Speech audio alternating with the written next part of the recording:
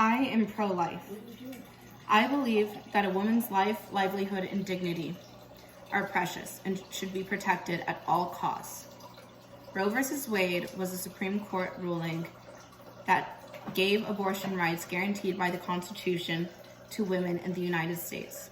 After nearly half a decade of this ruling being in place, it was overturned in June of this year by the Supreme Court's conservative majority in Dobbs versus Jackson Women's Health Organization. This gives each state the right to impose new restrictions and limitations on abortion. This decision is not representative of what the American people want. 5 out of the 6 representatives who voted in favor of Dobbs' decision were elected by presidents who lost the popular vote. This is according to an article published by Harvard University. Anti-abortion supporters are pushing ultimately for a nationwide ban on abortion. This sinister end goal will likely be achievable if it's not stopped in its tracks. This is why it's so important to codify Roe v. Wade. Without this constitutional protection in place, women will be increasingly subjected to poverty, profound health risks, and even death. Studies show that women who are denied abortions are prone to financial strife and poverty, according to OnSiri research. The most common reason women seek abortions are due to financial constraints. 50% of the women in the study live below the poverty level, and 75% did not even have the means to pay for basic living expenses. 6 months after being denied an abortion, the odds of being unemployed were increased 3 times greater than that of women who were able to access one. And a woman's chance of living below the poverty level were increased by 4 times. Before abortion became a constitutional right, abortions were performed illegally in non-medical settings. Planned Parenthood reports in 1965, when abortions were illegal nationwide,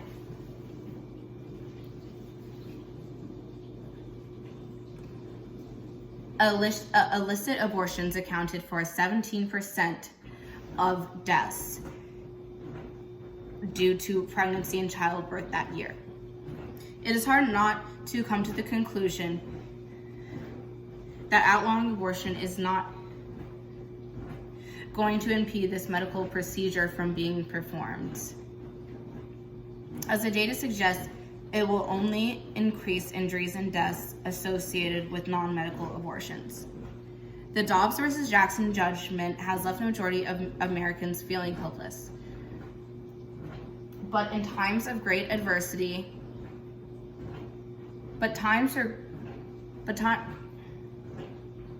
times of great adversity call for great strength and perseverance. All is not lost. President Biden addressed the decision by saying, "This decision must not be the final word. Now is the time to hit the polls and cast your votes for pro-choice candidates."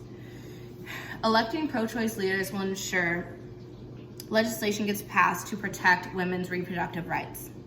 How do you know which candidates are pro-choice? If you visit PlannedParenthoodAction.org, they have a comprehensive list of candidates that you can vote for in the election. This list includes candidates running for Attorney General, Secretary of State, and State Senate. Electing pro-choice candidates will ensure women's rights to make their own medical decisions without government interference. It will cascade the looming threat of radically conservative policymaking that extends beyond abortion rights.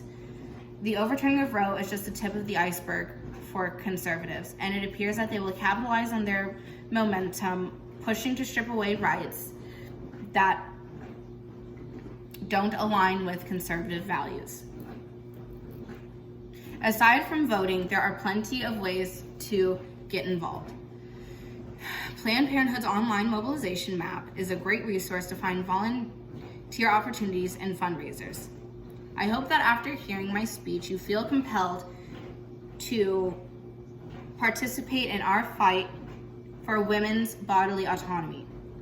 I'd like to leave you all with a very profound statement from Senator Raphael Warnock that I personally heard while listening to the Herschel Walker versus Raphael Warnock debate. I've always believed that a patient's room is way too small for a woman, her doctor, and the United States government. Thank you.